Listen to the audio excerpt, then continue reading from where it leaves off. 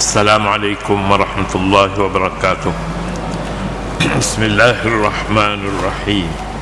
Alhamdulillahi rabbil alamin. Wassalatu wassalamu ala asyrafil anbiya wal mursalin wa ala alihi wa sahbihi ajma'in. Subhanaka la ilma lana illa ma 'allamtana innaka antal alimul hakim. Wa la hawla wa la quwwata illa billahil aliyyil azim. Sila ke muka surat 417. 417 hukum bersetubuh ketika isteri sedang haid. Adakah kes yang seumpama ini? Manusia ini mana-mana yang orang larang tu yang dia suka. Dia suka. Satu perkara. Yang kedua, benda-benda yang dilarang di dunia ini tidak dilarang di akhirat. Tidak dilarang. Adalah benda-benda yang dihalalkan. Patutnya dalam masjid kita tak cakap macam tu, tapi nanti pula orang kata menyembunyikan kebenaran. Dalam sebuah kitab, saya tak sebutlah kitabnya, boleh sebut tapi tak mahu sebut. Kalau sebut pun kitab tu kitab Arab. Biasanya orang tak mahu baca kitab Arab.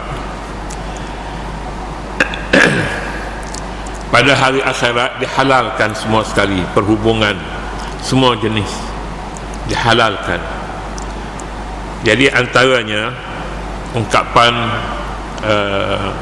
tuk guru dululah, guru.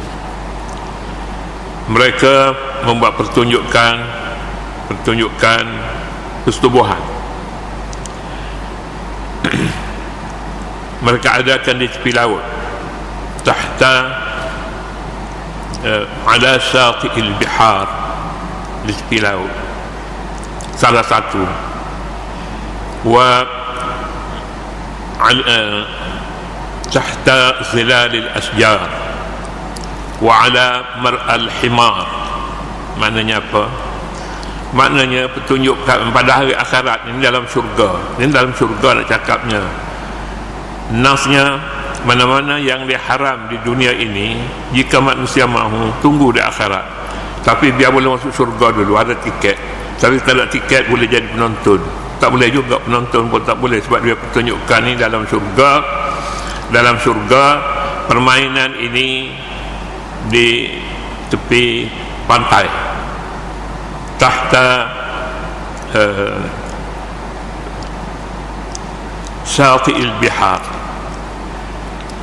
di pantai laut, tepi laut, wa tahta zilalil asjar, di bawah pokok, di bawah pokok, wa ala mar'al himar, ditonton oleh himar. Himar tonton, penontonnya. Sebabnya manusia yang muslim, dia pun ada, dia pun buat macam tu, dia pun macam tu juga. Siapa dia nak pun pergilah, tak ada apa peduli. Yang dia peduli ni kalau tak pakai, tak tutup aurat, kalau peduli, ini menyalahi hukum, menyalahi hukum. Berjalan pagi-pagi jual daging, haram. Orang perempuan lah, orang lelaki ni dia ada juga jual kepala lutut je. Kalau kepala lutut tu molek, kepala lutut tak molek nak jual apa? Ya, jadi itu bagi orang yang ahli syurga. Ahli syurga ni dulu dia kena tudung, tutup mata, tak boleh tengok orang perempuan, nak bersetubuh dalam rumah malam-malam. Jadi semuanya ini tersembunyi. Hari akhirat benda-benda yang tersembunyi itu tidak tersembunyi lagi, harus. Tapi tunggulah dulu, tunggu dulu biar boleh betul-betul boleh masuk surga, duduk dalam surga, puas-puas main. Itulah dia permainan. Golf tak ada orang tak main dalam surga lah. Golf dia main hak mana dulunya tak boleh main dalam dunia. Kan seronok tak seronok dalam surga? Seronok dah kalau macam tu. Baik. Jadi di sini hukum bersetubuh ketika isteri sedang haid haram pada ketika ini. Tapi di dunia, di akhirat tak haram lagi. Tinggal laginya tak ada benda-benda kotor ini. Haid tu tak ada. Orang wanita yang masuk syurga umurnya dalam 20-an. Tidaklah umur dah 70 dalam syurga apa. Seorang sahabat Nabi perempuan, Nabi dalam ceramahnya menyatakan salah satu daripada nikmat dalam syurga ini, dia kata orang di dalam syurga orang tua tak ada orang tua dalam syurga. Menangislah seorang tua itu, perempuan tua menangis dia. Pasal apa katanya bila ada umur tua ni tak boleh masuk syurga? Nabi kata bukan macam ni masuk syurga ni, macam budak-budak sekolah rendah tu, sekolah menengah. Berapa umurnya? 20-an. Barulah senyum perempuan tua tu, senyum jadi molek sikit lah. Walaupun tua, jarang kita tengok orang yang umurnya 20-an, perempuan 20-an, yang dia bila disebut dia juga boleh masuk syurga, yang dulunya meleleh air mata. Yang air mata tu pun cantik lah, pasalnya duduk pada orang muda, budak-budak. Tapi kalau air mata tu duduk pada orang tua, dia satu perkara yang luar biasa. Ini dalam kitab-kitab ada menyebut, dan dengan nasnya disebutkan, nas yang disebutnya tidak ada perkara yang diharamkan dalam syurga. Nak minum arak, nak apa dia benda yang senarai kan. Macam kita duduk dalam hotel hotel berapa bintang, banyak bintang tu, dia hantar senarai makanan semuanya. Barang-barang yang tak boleh makan di dalam dunia boleh makan dalam syurga, termasuklah apa yang saya sebutkan tadi. Antara hukum yang dibina atas dasar ringan dan tidak membebankan, berbanding dengan syariat dalam kitab Taurat, ialah tentang cara berinteraksi dengan isteri,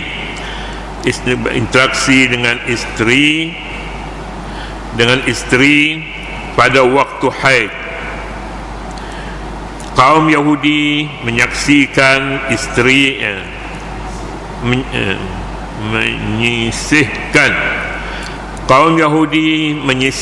isteri, menjauhkan isteri mereka sepenuhnya dalam tempoh itu, tempoh haid.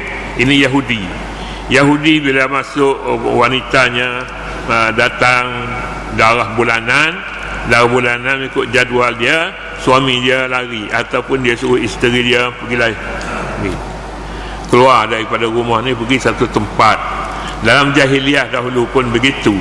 Bila isteri dia datang haid, disuruhnya pergi ke padang pasir, pergi duduk di padang pasir. Selesai yang tu baru balik ke rumah. Ini siapa? Hukum siapa? Hukum dalam syariat jahiliah. Seolah-olahnya wanita ini telah melakukan dosa apabila mereka ini haid. Seolah-olahnya haid ini ciptaan mereka, ciptaan orang perempuan, bukan ciptaan Allah. Sebab itulah datang ayat Quran menyebutkan, wa yas'alunaka 'anil mahidhi qul huwa adza fa'tazilun nisaa fil mahid. Jauhilah daripada wanita isteri fil mahidhi, dalam tempoh haid. Wala taqrabuhunna hatta yathurna. Jangan sama sekali kamu dekati mereka hinggalah mereka itu suci. Pas suci bolehlah masuk dekat, kalau tidak jauhkan diri daripada mereka, kerana bimbang nanti akan berlaku perkara yang tidak harus dilakukan. Begitulah. Ini zaman jahiliah dulu macam-macam perkara yang pelik-pelik. Sebab itulah bila Islam datang, Al-Quran merupakan buku akhlak. Tidak ada akhlak bagi mereka yang mencabuli Al-Quranul Karim. Dia berlaku bukan kerana mahukan akhlak, tapi mengharamkan perkara yang bertentangan dengan fitrah manusia, dilarang dalam Islam. Itulah perkara yang mereka tidak suka.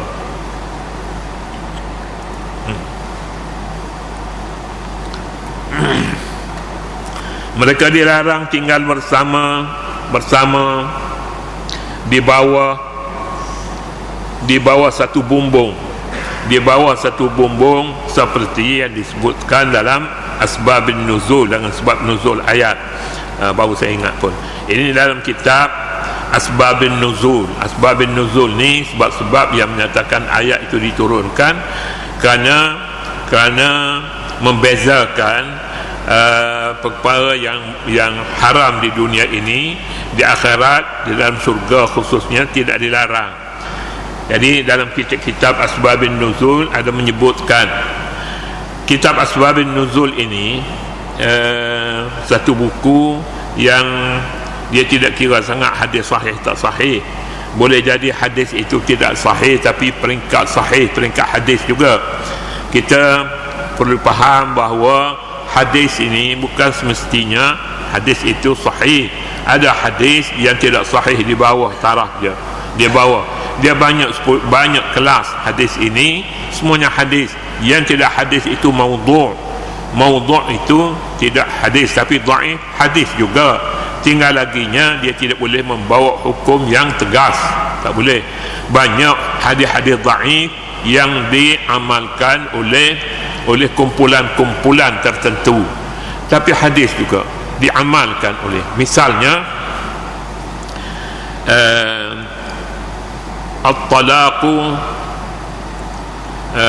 at-talaqu ya fa inna at-talaqa yahtazzu 'arsyur rahman. At-talaq, talaq itu haram, bukan haram dan tidak. Maknanya begitu, lebih kurang begitulah. Saya pun lafaz tu tidak berapa tegas, tak apa ingat. Ini penyakit saya yang baru, penyakit lama-lama dah tak ada. Saya tidak berapa ingatan kuat juga dulu, tapi bila sampai sekarang ni saya pergi test di uji di PPUM kata baba lulus lah juga. Pasal dia suruh tu benda yang tak lulusnya, saya rasanya waktu saya sihat dulu pun tak dulu. 4 capur 5 capur 7 capur 10 capur 20 capur 22 misalnya, boleh ingat macam tu? Jawab tak boleh, saya tak boleh jawab. Dia kata ini satu kelemahan lah. Patutnya lain lagi, dia bagi perkataan kucing, lembu, biri-biri, angsa, ayam. Lepas daripada saya soal ni, dia kata cuba jawab balik biar sama dengan yang dibayangkan soalan tu. Saya ingatnya saya zaman muda dulu pun tak boleh sebut. Patutnya dia sebut sekali, 2 kali, kemudian suruh saya sebut pula selepas daripada beberapa soalan lain yang saya lulus. Mana boleh nak jawab macam tu. Jadi itulah dia.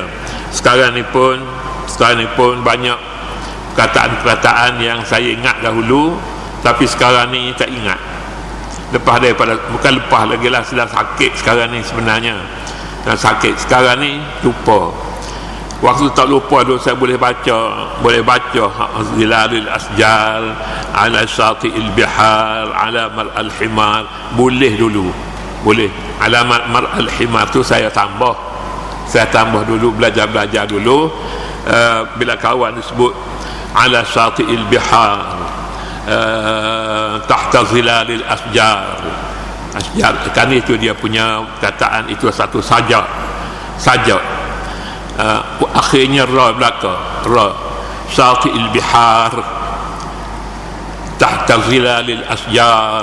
Patut apa benda satu lagi, saya tambah sendiri, saya kata ala mar'al himar, di hadapan penglihatan himar duduk tengah nampak orang yang bukan orang duk berjudi, orang duk menari dia di tepi laut, di bawah pokok. Alaman al-himar, penontonnya ialah himar, keldai. Patutlah keldai ni dia manusia, dia tidak akan menunjukkan aksi haram itu sekalipun di hadapan himar, tapi di akhirat sebaliknya. Hukum Islam jauh lebih mudah, berbanding dengan syariat dalam Taurat. Dan Taurat lebih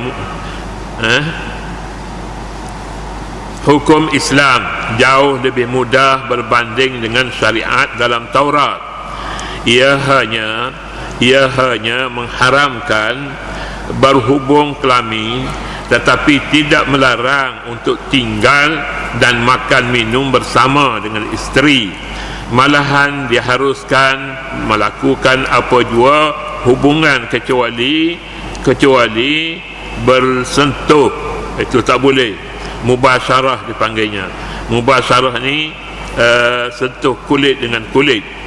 Dalam hadis riwayat Aisyah radhiyallahu anha katanya, kana ihdana idza kanat haidan amaraha Rasulullah sallallahu alaihi wasallam fata'taziru biizarin thumma yubashiruha. Terjemahan, ada salah seorang daripada kami, kanat ihdana idza kanat haidan amaraha. Aisyah radhiyallahu anha memberitakan, katanya ada salah seorang daripada kami. Aisyah radhiyallahu taala anha tidak menyebut siapakah orang yang seumpama kami, orang yang daripada kami bila turun haid. Aisyah sebutnya adalah seorang. Aisyah pun dia merasakan malu juga nak sebut nama orang tu. Boleh jadi madu-madu dia, boleh jadi juga kaum kerabat dia yang terdekat. Dia kata apabila ada salah seorang daripada kami ni, puak kami lah, apabila turun haid, baginda menyuruhnya supaya memperkemaskan pakaian, kemudian baginda berhubung erat dengannya. Aisyah radhiyallahu taala anha melaporkan, Aisyah katanya, orang kami bila masa haid mereka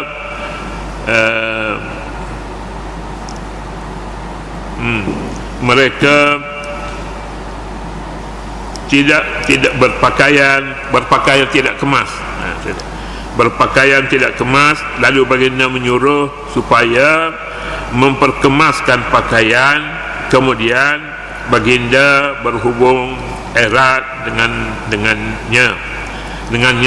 isteri Nabi. Jadi apa yang disebutkan oleh Aisyah radhiyallahu taala anha, orang kami katanya wanita pada zaman Nabi kalau datang haid dia suruh kemaskan pakaian.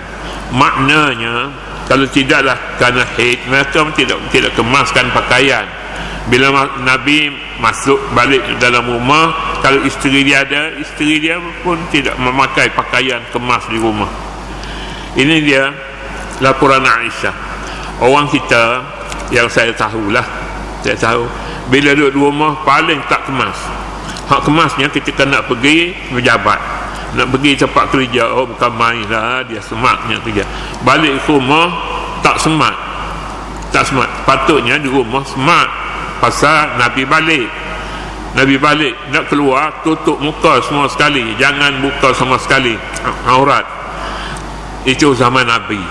Tapi zaman sekarang ini lawan kepada zaman Nabi. Hak haram tu halal. Haramnya buka aurat. Tetapi ada ustazah kata, saya baca dalam tengok dalam buka YouTube, menjawab soalan. Ini perempuan sebenarnya. bukannya soal jawab, bertanya, bukan tu masalah. Dia kata di rumah, dia kata berjalan tak apa, kata dia, tak apa, sebab kita datang daripada rumah, keluar duduk di rumahnya, pakaian dia mesti kemas. Nabi dulu, isteri Nabi kemas. Jadi kalau di rumah tu kemas pakaian, di luar rumah pun katanya sama dah. Jangan dia belik situ. Luar rumah pun boleh pakaian, nak pakai bebel merah boleh, nak pakai mata hijau boleh, semuanya boleh. Jadi pasal apa begitu, patutnya cakap betul-betul lah. Hak boleh, hak kita nak pakai, hak tak boleh pun kita nak lawan, silalah. Tapi di dunia, kalau kita dah dapat di dunia, di akhirat tak ada lah bahagian. Ini diriwayatkan dalam riwayat Maimunah ni isteri Nabi radhiyallahu anha, kata Maimunah, riwayat Maimunah, kana Rasulullah sallallahu alaihi wasallam yubashiru nisa'ahu fawqa al-izari wa hunna huyyad. Terjemahan, baginda Rasulullah sallallahu alaihi wasallam berhubung rapat dengan isterinya dari atas kain,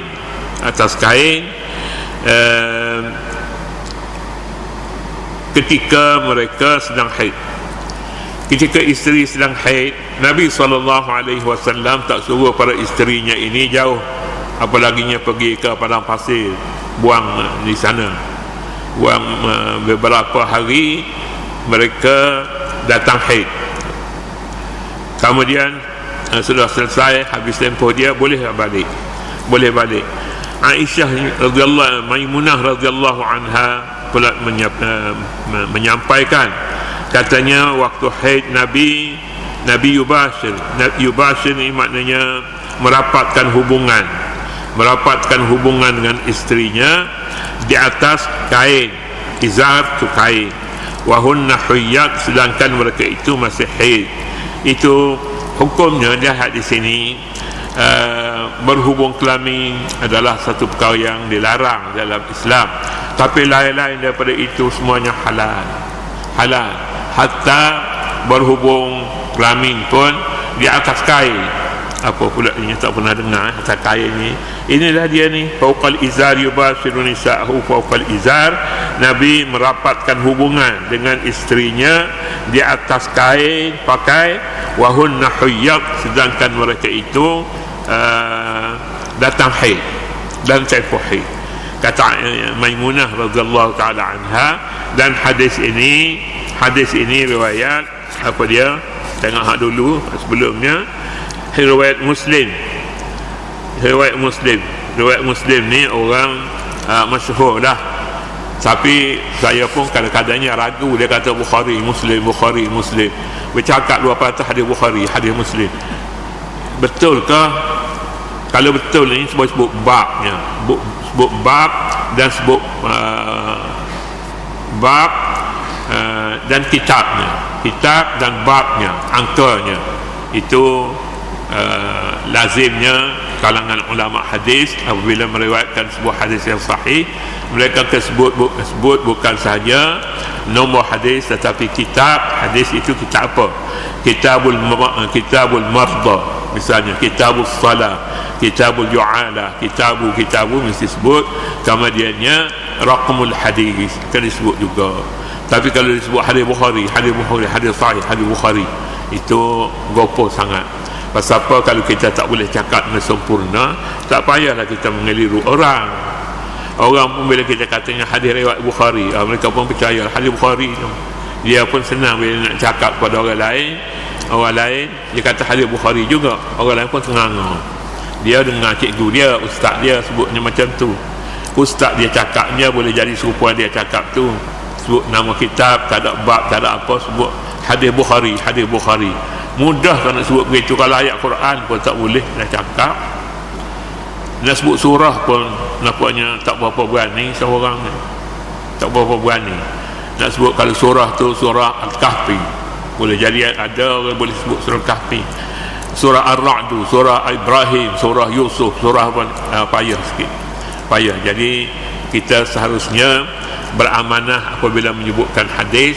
Kalau hadis itu hadis Bukhari, sebutlah kitab apa dia, kitab ataupun bab kitab dalam kitab hadis ini sebut kitab, bukan nama kitab, nama bahagian di dalam hadis itu, dalam kitab hadis itu. Kalau kitabul marda, kitab penyakit, nak cari penyakit COVID, ada lah, tapi dia tidak kata COVID dah, dia kata benda lain, dia kata tak ingat lah tu apa benda. Itulah, setakat itulah dulu untuk pagi ini. Kemudian ayat hadis seterusnya, dalam hadis riwayat Abu Hurairah katanya bainama hinggalah seterusnya. Wallahu subhanahu wa ta'ala a'lam. أعوذ بالله من الشيطان الرجيم. بسم الله الرحمن الرحيم. اللهم أرنا الحق حقا وارزقنا اتباعه وأرنا الباطل باطلا وارزقنا اجتنابه. ربنا عليك توكلنا وإليك أنبنا وإليك المصير. وصلى الله على النبي الأمي وعلى آله وصحبه وسلم. الحمد لله رب العالمين.